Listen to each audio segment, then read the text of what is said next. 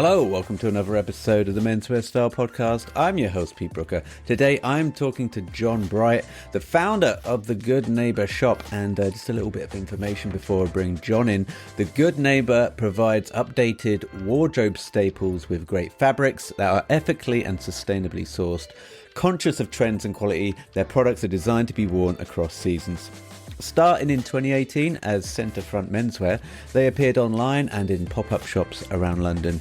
They discovered that many neighbourhoods had more of a buzz than traditional high streets, so they had become the Good Neighbour. And here is John to talk about the brand in his own words.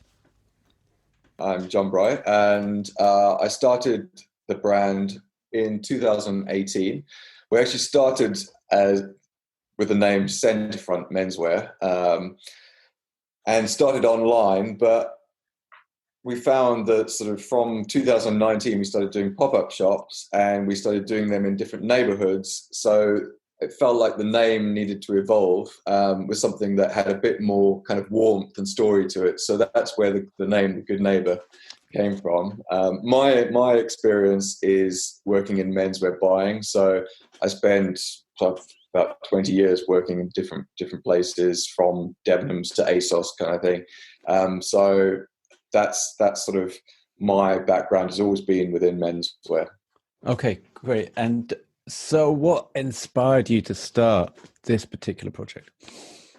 So I think sort of coming from a brand like ASOS, which is very kind of young, very fast fashion, I was realizing there was a bit of a gap in the menswear market, because you've got a lot of this sort of mass-produced, not particularly well-made clothes. And then you've got a lot of really nice brands like Universal Works and Folk and that kind of thing. But there's a really big jump between the price points between that sort of fast fashion to those brands. And I was kind of thinking, okay, where's the brands that are really well made to last, sort of targeting a 30 plus demographic, but not charging a fortune for the product. So that's sort of where the idea for the brand came, is sort of something that putting a lot into the product, but charging a fair price. And as we don't do wholesale at the moment, so we're direct to the public, which means we cut out sort of a margin that needs to be in. So I can do the product at a fair price for what you're getting. Okay. And so when you start out with an idea like this, do you then get other designers on board, or do you have a background in designing and putting the garments together yourselves? Where's the first stepping stone for you? I pretty much do everything. So, I mean, I guess from a buying background, it's a lot of product development. So the buying I did was own label. So wherever it was, so for instance, it was ASOS own label brand. So it's very much about putting the product together and working with the design team to create the range, as opposed to sort of going out and buying an existing brand and which is kind of more of a selecting kind of role. So I guess I've got quite a bit of experience in putting product together. Not so much in physical design, but what I found is by putting together the range, I do quite a bit of design within there. And I think with menswear, you're not necessarily redesigning the wheel. Kind of a shirt is always going to be a shirt. It's more about how it's going to fit, the fabric you use, the small details. So that I feel really confident in doing. So I kind of, I would say it's a buying / designing kind of role, but yeah, I do it myself. And do you then seek out factories in the UK? So is every garment on the website and in the pop-up stores, are they all made in the UK? Not everything is made. So we make quite a bit in Portugal, and then we do probably more in winter. We are able to do more stuff made in England, because there's still quite decent sort of outerwear manufacture and definitely lots of knitwear manufacture in the UK. There is a limit to what you can do in the UK at the moment. I think there is a return to getting stuff made in England, but not everything in the range could be produced here. So generally we use Portugal, which we sort of get really good quality, great factories. They can do smaller quantities for more independent brands. Right. So, question for you, John. Yeah. Why is it cheaper for some brands to go to Portugal? Because I know, like, obviously you do have stuff made in here in the UK as well, but I know that a lot of brands do have stuff made in Portugal, whether it's outerwear, knitwear, shoe companies. Do they have a cheaper labor force, or is it, like you said, that they can do minimum runs for, a really good price? Talk to me about that.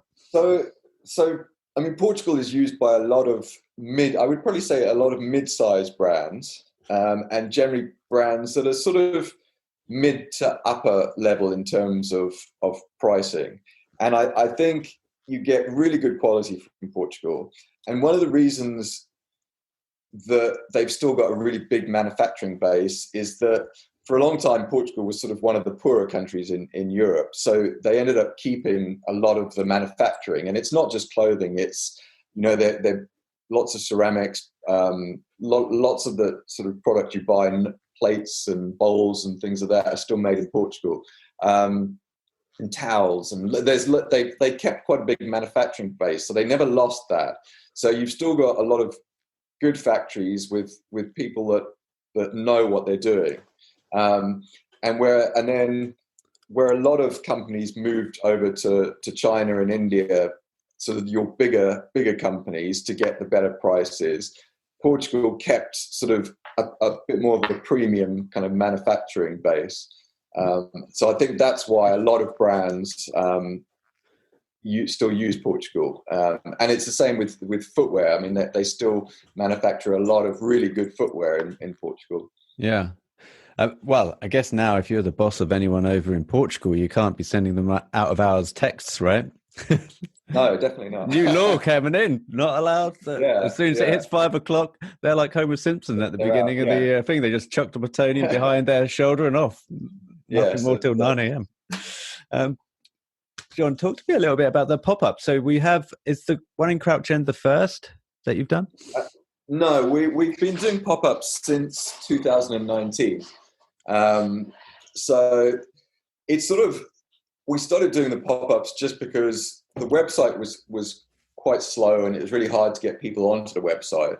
And I did a market in, I think, March or April of 2019, and it was really good, and it was just sort of a day market. And I thought, okay, well, if a market's good, let's try a pop-up shop. And I like the fact that, we're not, with a pop-up shop, you're not committed to a long-term lease. It's easy to sort of trial an area. If it's good, maybe extend. If not, okay, maybe it wasn't great, but I can just walk away from that area and think, okay, I won't do that again. So it gives me a lot of flexibility, the pop-ups. And it's a way of people finding the brand that wouldn't necessarily find it. So if, say, I have a pop-up in Stoke Newington, I find that you get a lot of people coming in, people are interested. And then subsequently from that, online orders from the areas and the postcodes near there, they increase as well, because people have found the brand, maybe tried on something and decide they want another color, or they tried on something in the shop, wasn't sure, but then buy it later online. Yeah. So the online thing has been really good for us, and really from sort of middle 2019, we've kept on doing pop-ups. Obviously the lockdowns weren't great, but what it did mean is that I wasn't committed to paying rent and having a shop that was having to stand empty during the lockdowns. So I could sort of just really pull back all my costs and just focus on sort of online sales during the lockdowns. But I mean, I've ran an independent clothes shop myself, and I know how much, and it's been like in the middle of nowhere. I've talked about it on the show before. We set up a shop that was just right out in the middle of farmland out in Cambridgeshire. But I know that the shop, even though we didn't generate a whole amount of revenue within the shop, we knew it was like a great advertisement for our company, and then people would go away and then buy stuff online. It was almost like a community, a virtual community around us being the nerve center in the shop. And plus you'd also have people that wouldn't maybe have the confidence to go in and shop, because people don't always want to go in and like talk to a shop person. They don't want to try on stuff. They might just have that intimidation of walking into a shop and interacting, especially now that we've all been conversing over Zoom and virtually, that kind of human stuff is now lost in the muscle memory somewhere. So I know how good that can be as an advertising banner for you. But how do you approach landlords then? So do you kind of go to landlords and say, look, can I just have a couple of weeks here, maybe a dispensation on the rate? Well, I use a website called Appear Here to book most of my pop-ups, which is, it's sort of, I guess, like an Airbnb for pop-up spaces. And that, so you go in and say, right, I'm looking for a space in London for these dates, and it will bring up what's available. It's not just for retail. There's pop-ups for food, like bars and restaurants. There's pop-ups where you just want a space for an event for 2 nights or something. But the good thing about that is they've approached the landlords, and I do the booking through the website. So they take care of all the paperwork, and all the sort of payments go through them. So it just puts my mind at rest that I'm doing it through them and not individual landlords. Yeah. Because I have tried a lot of times when you ring landlords, they're not particularly interested in a short term, few weeks or few months let. They go straight away to say, no, we only want long term tenants. And a lot of them will just sort of stop you straight away. The minute you say short term, they're like, no, we're not interested. And as well as the landlords, sometimes the agents will just straight away go, no, not interested. And I think for the agents as well, they're not particularly getting much out of a short-term let. They only get their commission for letting something for 5 years or that. So I do find that using Appear Here is works very well for me. I mean, there are a few other companies doing the same kind of thing, but I've used them for the last sort of 2 years, and it works pretty well for me. And is there a minimum amount of time that you have to be in there? Is like a 2 week, right? That's your minimum, but then we can extend it once we're in there. Does it work like that? All the spaces vary. You get some that have a week minimum, some that have a month minimum. So it really depends on what the landlord's agreed with them already. But I would say most places, a week to 2 weeks is normally their sort of minimum. Right. And when you look for these places, are you kind of looking for the like Stoke Newington? You say, I know the place has got lots of kind of parochial little shops, offbeat artisan places, and that feels like a good place to set up as an independent because you're in good company there. Do you kind of look for those sort of places that reflect the brand? I mean, it sort of started as a bit of trial and error. My first pop-up was Stoke Newington, which more the fact that I know it very well and I knew the space. So I thought, okay, well, that's a good way to trial it. But subsequently, I've tried pop-ups in different areas of London, more central, more kind of neighbourhood areas. And it's a bit of trial and error. So where I did one in Marylebone, and I thought, well, Marylebone High Street, it's busy, it's a traditional shopping area, but it wasn't very good. So you really do have to try these areas because I'm getting a better idea now. Like I know that, so I went to East Dulwich and I went there and I know that it's kind of a similar vibe to Stoke Newington, just south of the river. And that worked well for me. So, I've probably got a better understanding now, but I do tend to go to places that are got more independent sort of restaurants, cafes, little shops and stuff like that, because I feel like the brand fits in there. Yeah. And the whole sort of philosophy of the good neighbor is sort of fitting in as a good neighbor to other smaller brands and other smaller, sort of more independent. I always think it's nice when you're in an area that's got lots of sort of owner-owned shops, because people are really sort of passionate about what they do. So you get that coming across. Yeah. And they're always invested in wanting other people to do well as well, because, if you have a high street that's just got like half in, half out, butcher wrap tissue paper up on half of the shops in the windows, they know that people are not going to be coming down and having a good time on a high street that's half closed, for example. So Yeah, that it's in their interest to have, even if it's competition, even if there's an independent next to you, it's good that there's this vibe and community around clothes, especially, yeah. so that I people think can come in and out.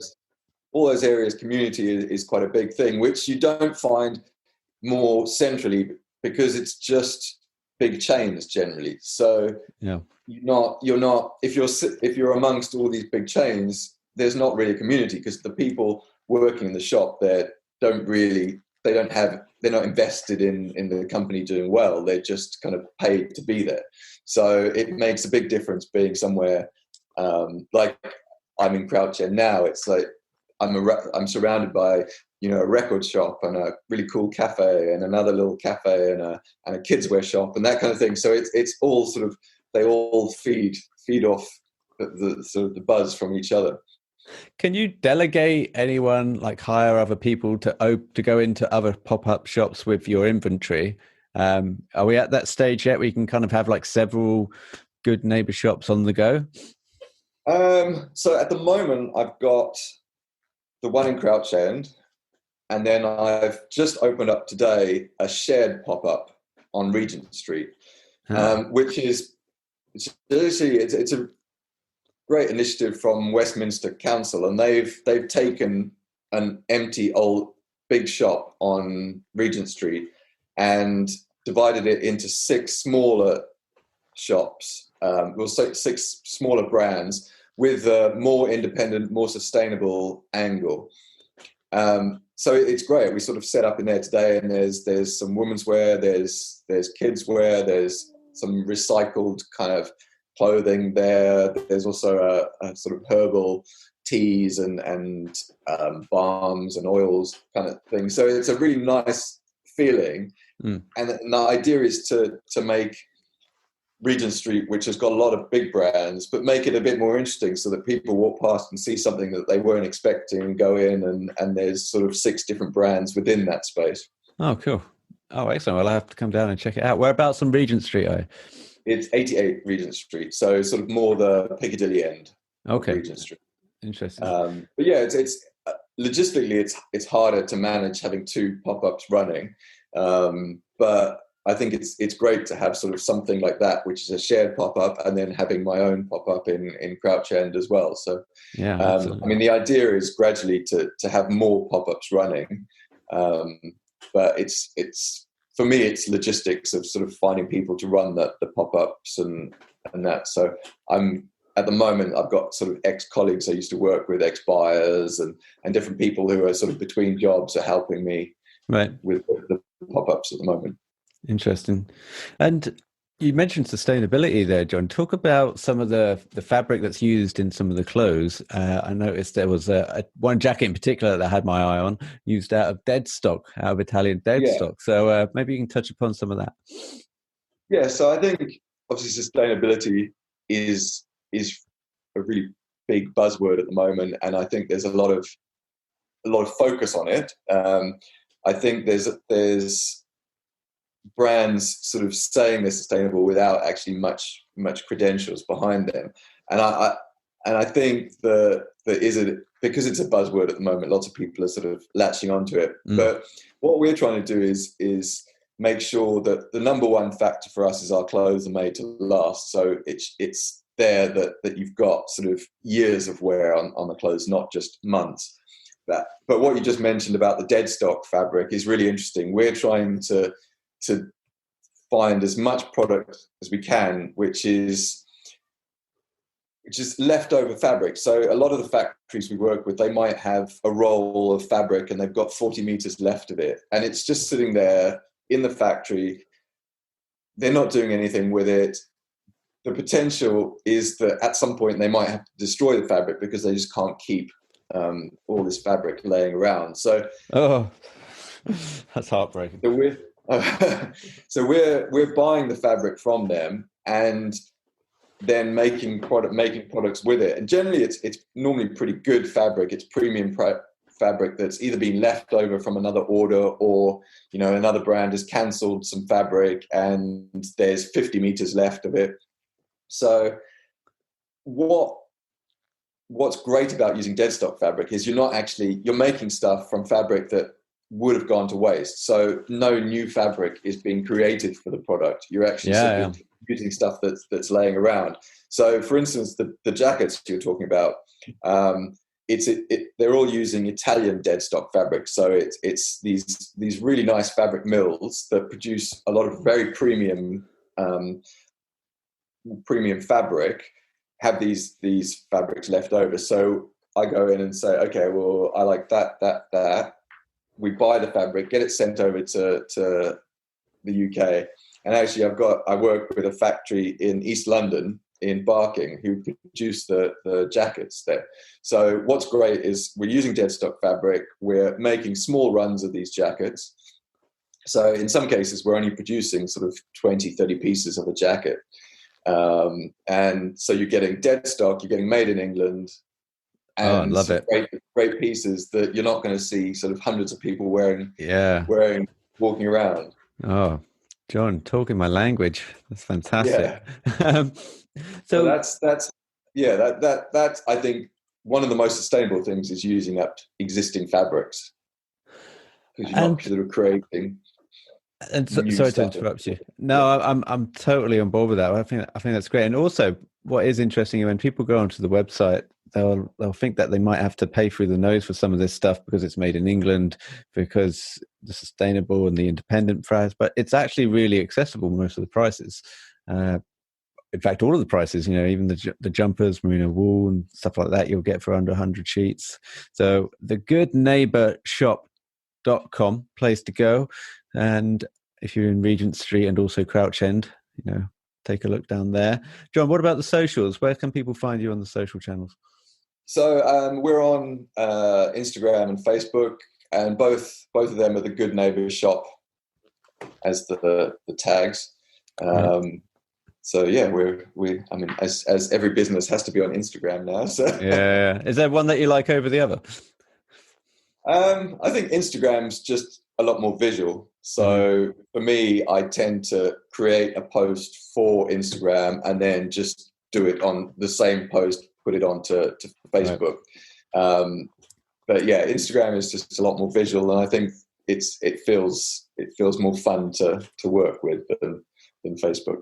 And when people message you at your Instagram, that's you behind it. They'll get through to you. Yeah. Okay, nice. Yes, that was a learning curve, actually, learning how to work on. To be honest, I didn't have an Instagram profile before I started the brand. Okay. So it would say, right, okay, now I've got to learn how to do social as well. Well, actually, do you know what though? I found that when I was running my shop.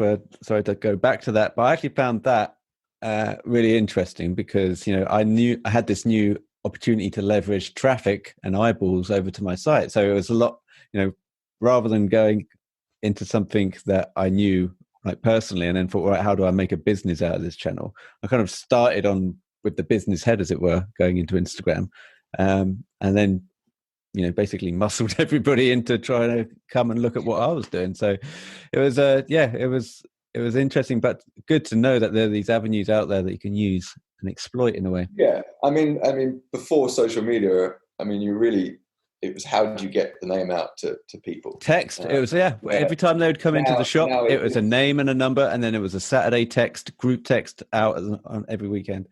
Yeah, and now you've got a very visual platform to sort of put images of everything you're doing and get again sort of form a bit of an online community and that. So yeah, I think without that, it would be very difficult. So for all the things that might not be great about social media, there are positives as well. Would you consider doing anything else, like YouTube channels or tutorials, maybe even a podcast studio promoting everything? I don't know. I think for me, because I'm doing everything on my own at the moment, it's sort of just finding the time to do everything. So. Yeah. I would probably consider lots of things if I had the time to do it.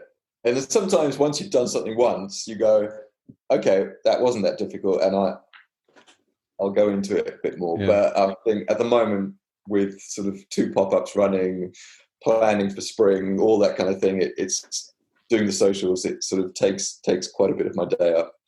Well, thank you for your time, John, for taking time out to come on the podcast, knowing how busy you are. Feel guilty all of a sudden. Anyway, it's been good to get to know you and get to know the brand. And once again, thegoodneighbourshop.com. We'll put all the links over on the show notes so people can find out exactly how to find you. But in the meantime, take care of yourself. Thanks, John. Great. Thanks a lot. Nice to speak to you.